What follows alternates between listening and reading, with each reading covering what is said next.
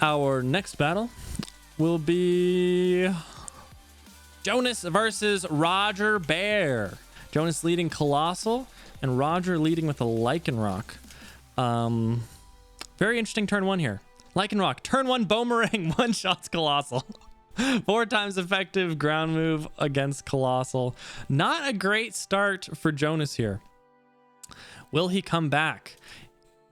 Jonas brings in a Garchomp. It's a good way to come back. So Garchomp, of course, very strong, and one of the strongest Pokemon in the game. So we know that Jonas means business here. And very good switch by Roger to switch into Cramorant. He was assuming that Jonas was going to go for a ground move, and he did. Cramorant doesn't take damage from that. Jonas switches into Forretress, but gets completely destroyed by this Water Spout. Interesting, I didn't notice this the first time, but his Cramorant is actually not at full health. It's missing three health. So that Water Spout could have done at least 1 more damage if he was at full health. Not that it would have mattered. Goes for Aerial Ace just to mix it up, which ends up being a mistake because it doesn't actually kill.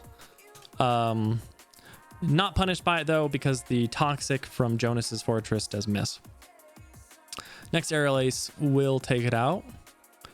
And Jonas decides to go into his Garchomp. So he... Earlier in the battle, he had Garchomp in, and Roger switched in the Cramorant. Jonas lost him on, and then he decided to go back into Garchomp. He's like, screw it. You know what? You know what? Garchomp was the right answer. We'll see if he was right about that.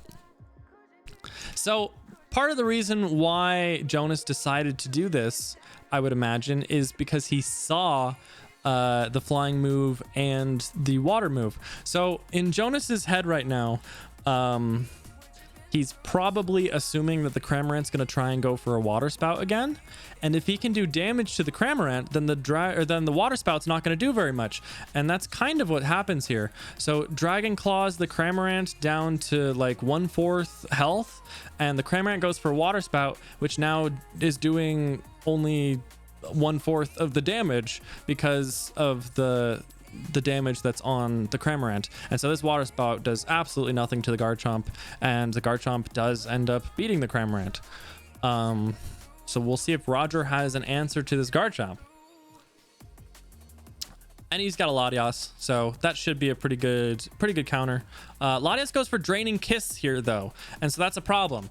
If the Latias had like Dragon Pulse, could probably kill Garchomp from that range, but it goes for Draining Kiss, which is super effective, but Draining Kiss is not stab, and it is pretty low power, and so the Garchomp just goes for Dragon Claw, and the Latias is dead. So now Roger's in very, very big trouble. He goes into Lycanroc, but we have seen already from like turn 2 that Lycanroc doesn't really want to be in against the Garchomp. Goes for Rock Slide, which really doesn't do that much. Looks like it's gonna die. Roger switches into Cursla, which I think is also a very big misplay. I think at that point it would have been better just to sack the Lycanroc and then finish off with the Cursla, because this Cursla is not gonna be able to take 2 hits, and so it just goes down. And so now Roger is really, really, really in a very bad spot. Kind of screwed in this battle. Goes into Flareon, but Flareon also weak to ground. So Roger's team is just very, very weak to Garchomp. The Flareon goes for Vacuum Wave, and Jonas switches out. So it's now Torkoal against Flareon, and this Torkoal is going to go for Sunny Day, and we get to see pretty soon here what Jonas was hoping to do. So Torkoal goes for Inferno, but misses. Wouldn't have done too much. You can't really see it at this point, but Jonas actually technically wants his Torkoal to die. His Torkoal was made and was brought in for the sake of setting up the sun, which it did do. And so now he kind of wants his Torkoal to die so that he's able to make use of the sun. And that does happen here, that Vacuum Wave finally finishing off this Torkoal. And so now Jonas can start having fun with his setup team. So he brings in Obstagoon, and oh wait, the Flareon knows Vacuum Wave, and that's 4 times effective against Obstagoon. So we can see what he was trying to do.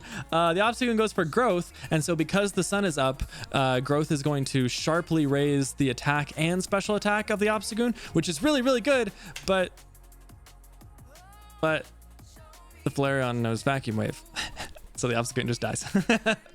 It doesn't actually do anything at all. But wait, he's not done yet. Jonas brings in his Electrode this time, and oh my gosh, his Electrode also knows Growth, super attack and special attack. Flareon goes for Fire Fang, almost kills it, and oh wait, the Flareon knows Vacuum Wave. So the Electrode also just dies without doing anything at all. He spent all that time trying to set it up, and it did nothing at all.